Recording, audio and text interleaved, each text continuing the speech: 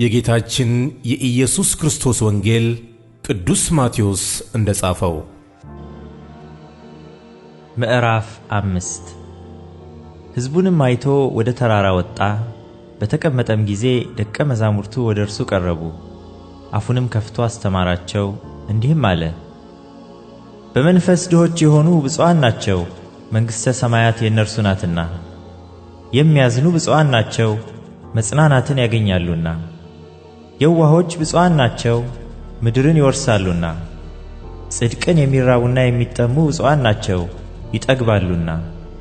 የሚምሩ ብፁዓን ናቸው፣ ይማራሉና። ልበ ንጹሖች ብፁዓን ናቸው፣ እግዚአብሔርን ያዩታልና።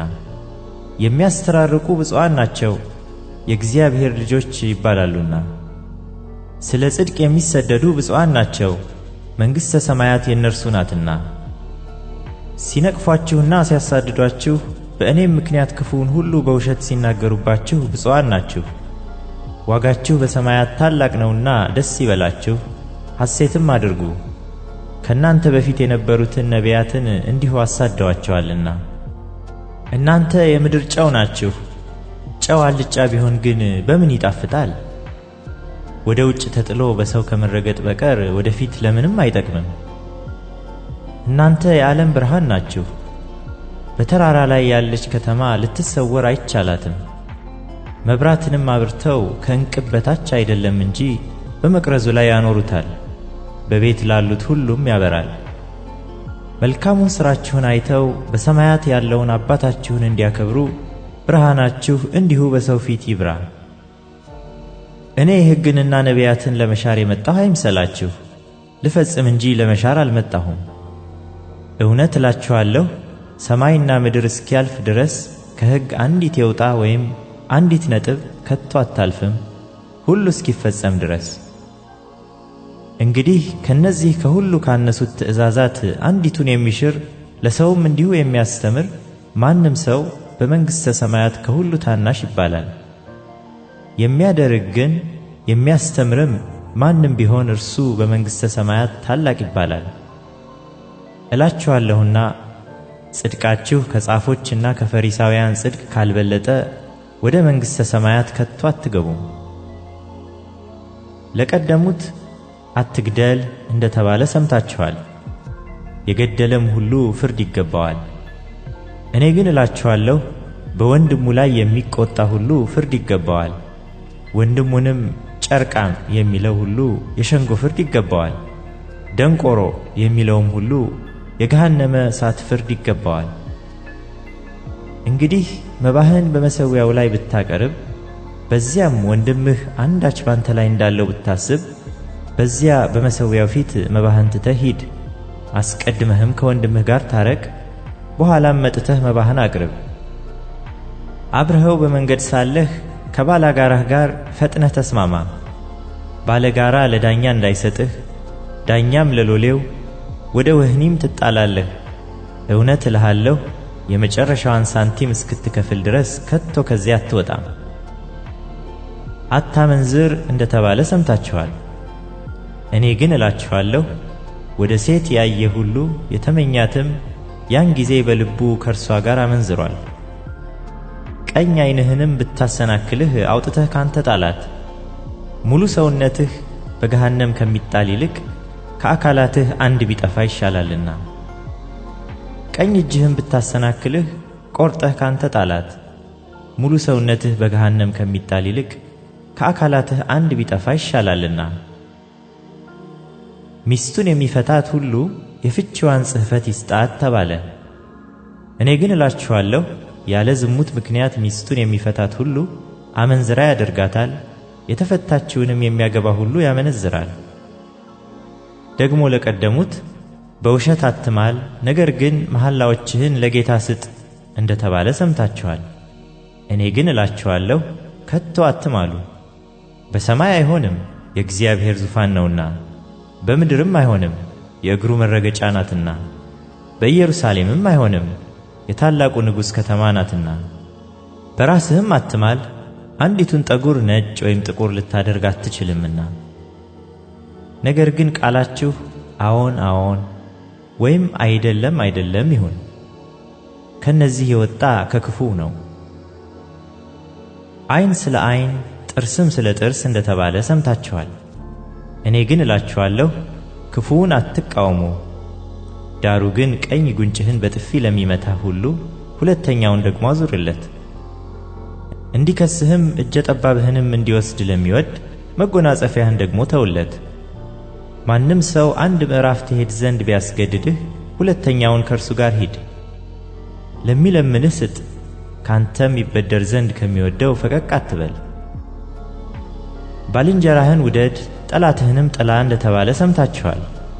እኔ ግን እላችኋለሁ በሰማያት ላለ አባታችሁ ልጆች ትሆኑ ዘንድ ጠላቶቻችሁን ውደዱ፣ የሚረግሟችሁንም መርቁ፣ ለሚጠሏችሁም መልካም አድርጉ፣ ስለሚያሳድዷችሁም ጸልዩ።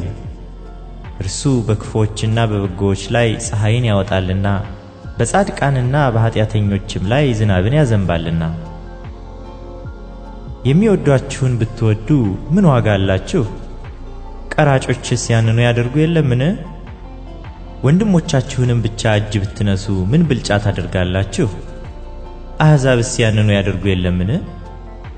እንግዲህ የሰማዩ አባታችሁ ፍጹም እንደሆነ እናንተ ፍጹማን ሁኑ።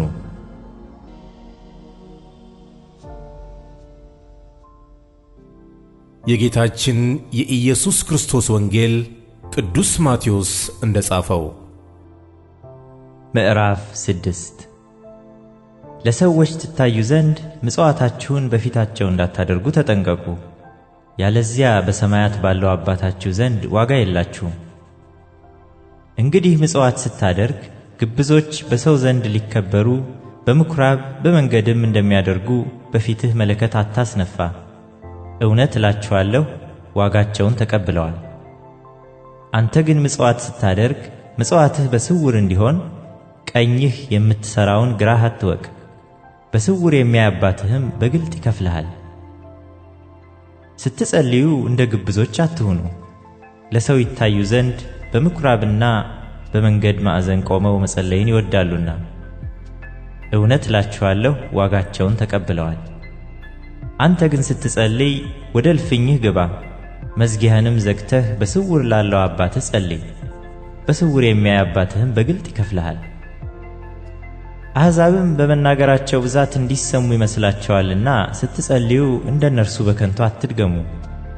ስለዚህ አትምሰሏቸው፣ ሳትለምኑት አባታችሁ የሚያስፈልጋችሁን ያውቃልና። እንግዲህ እናንተስ እንዲህ ጸልዩ። በሰማያት የምትኖር አባታችን ሆይ ስምህ ይቀደስ፣ መንግሥትህ ትምጣ፣ ፈቃድህ በሰማይ እንደሆነች እንዲሁ በምድር ትሁን። የዕለት እንጀራችንን ዛሬ ስጠን፣ እኛም ደግሞ የበደሉንን ይቅር እንደምንል በደላችንን ይቅር በለን፣ ከክፉም አድነን እንጂ ወደ ፈተና አታግባን። መንግሥት ያንተ ናትና ኃይልም ክብርም ለዘላለሙ አሜን። ለሰዎች ኃጢአታቸውን ይቅር ብትሉ የሰማዩ አባታችሁ እናንተን ደግሞ ይቅር ይላችኋልና። ለሰዎች ግን ኃጢአታቸውን ይቅር ባትሉ አባታችሁም ኃጢአታችሁን ይቅር አይላችሁም። ስትጦሙም እንደ ግብዞች አትጠውልጉ፣ ለሰዎች እንደ ጦመኛ ሊታዩ ፊታቸውን ያጠፋሉና።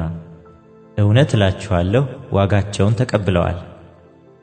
አንተ ግን ስትጦም በስውር ላለው አባትህ እንጂ እንደ ጦመኛ ለሰዎች እንዳትታይ ራስህን ተቀባ፣ ፊትህንም ታጠብ።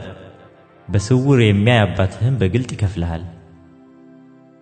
ብልና ዝገት በሚያጠፉት ሌቦችም ቆፍረው በሚሰርቁት ዘንድ ለእናንተ በምድር ላይ መዝገብ አትሰብስቡ።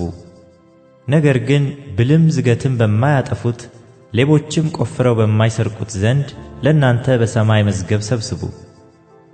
መዝገብህ ባለበት ልብህ ደግሞ በዚያ ይሆናልና።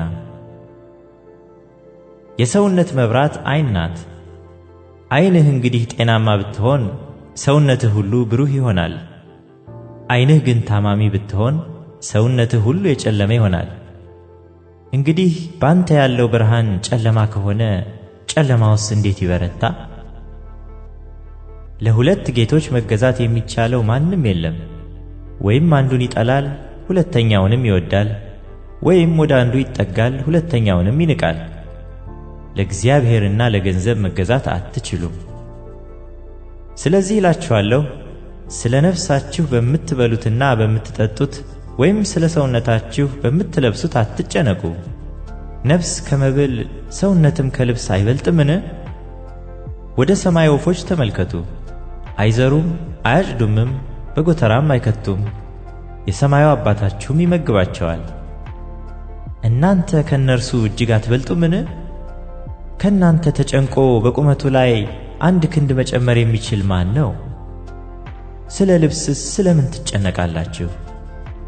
የሜዳ አበቦች እንዴት እንዲያድጉ ልብ አድርጋችሁ ተመልከቱ። አይደክሙም፣ አይፈትሉምም። ነገር ግን እላችኋለሁ ሰለሞንስ እንኳ በክብሩ ሁሉ ከእነዚህ እንዳንዱ አልለበሰም። እግዚአብሔር ግን ዛሬ ያለውን ነገም ወደ እቶን የሚጣለውን የሜዳን ሳር እንዲህ የሚያለብሰው ከሆነ እናንተ እምነት የጎደላችሁ እናንተንማ ይልቁን እንዴት! እንግዲህ ምን እንበላለን? ምንስ እንጠጣለን? ምንስ እንለብሳለን? ብላችሁ አትጨነቁ።